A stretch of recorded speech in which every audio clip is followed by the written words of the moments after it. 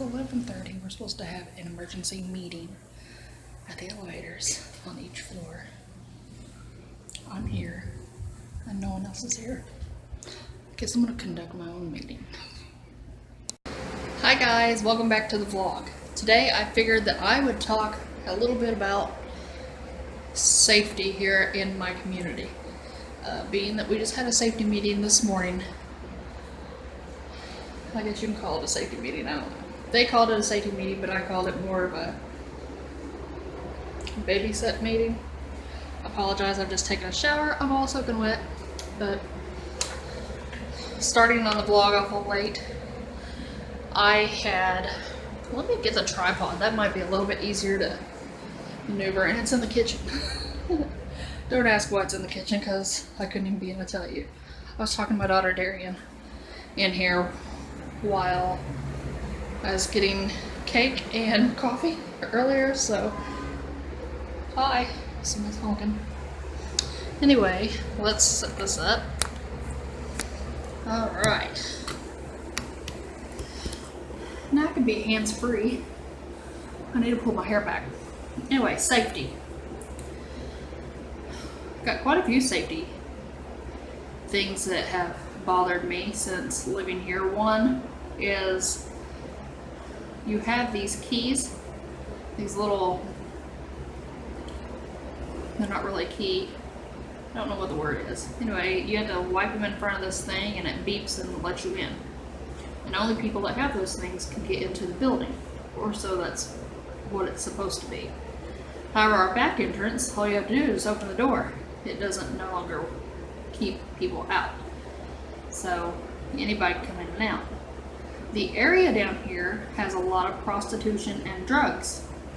So all of those and the homeless migrate into our building, therefore causing security issues. Now, I don't lock my doors at nighttime.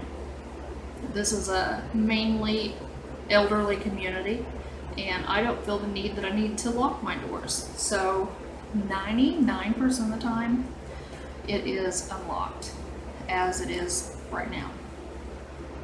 So that possesses, or is a big concern, is you don't know who's coming in. You don't know what's coming in.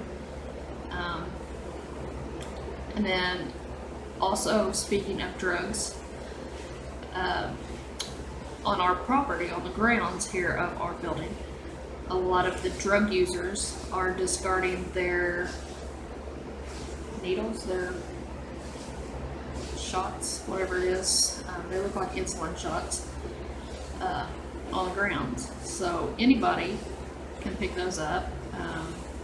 Thank goodness the one that was picked up in my presence was capped, it had the lid on it. And the person that had picked it up and found it was a minor, did not touch it, thank God. So, but we have pets that go out and they walk their pets here on the property, and the pets, could step on all of that stuff. The people here, the residents, can step on all of that. God forbid a child get a hold of it.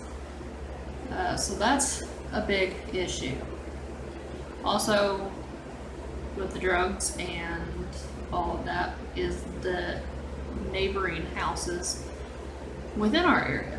The building itself is a great community, and most of the property around us is good, except for this back alley over here. The back alley is like notorious for the drugs and the trouble. So you have to watch out for gunshots, which is scary.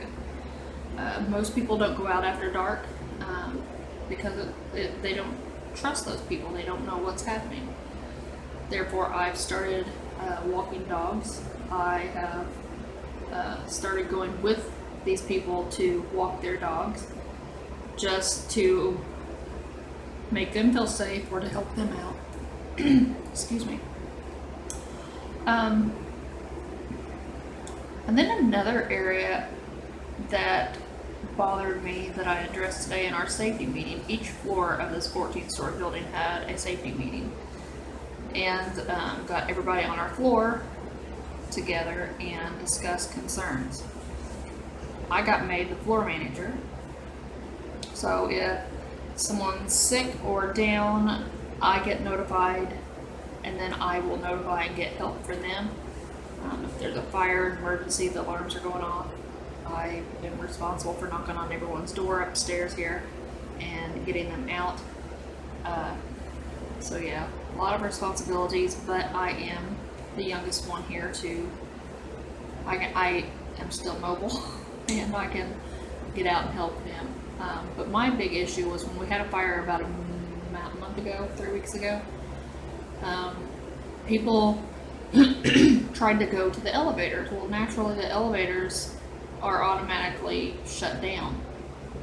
So you need to take the stairwells on either side of the building. People did that, most of them, but they went down to the lobby and stayed right in front of the elevators downstairs on the first floor. You need to be out of the way so that the police and fire, whatever personnel needs to get in, and everybody was just kind of using it as a hangout spot. You need to get outside the building until the building's been cleared. I know that, being, from the fire department, and my entire family being on the fire department. Steve knew that because he is a firefighter. However, clearly many and most didn't know that. I think out of the entire building, I don't know who all went out the back, so I can't, say anything about that because I don't know. I wasn't in the back. But there was only 4 people besides myself and Steve that was outside of the building. So that was a big concern. So I made sure to voice that if you're able to get down the stairs, get out. Don't go through the lobby. Don't go through the little hallway. Go straight out the door from the stairwell and go outside. That being said, Steve now has to walk the property and set up designated meeting spots for all of this.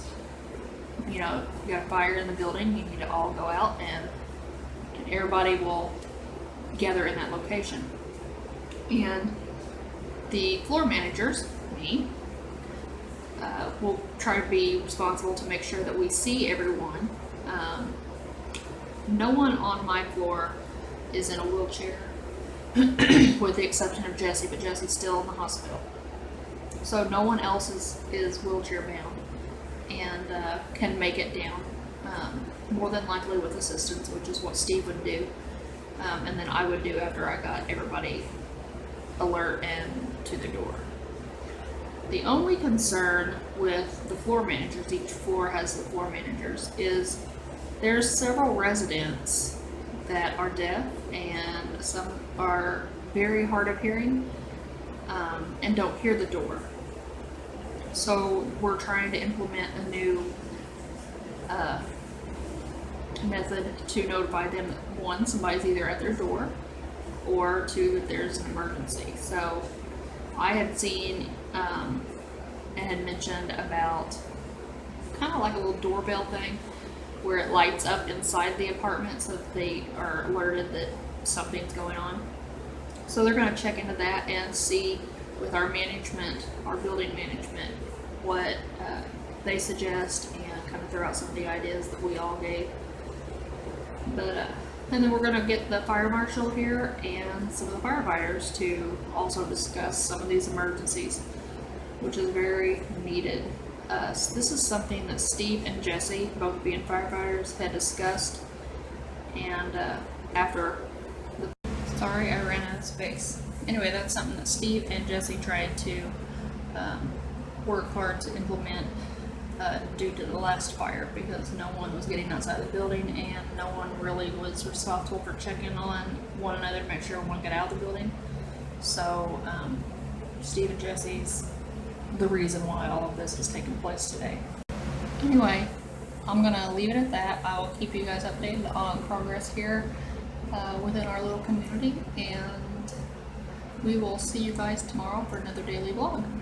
I am about to run out of space, so I've got to wrap this up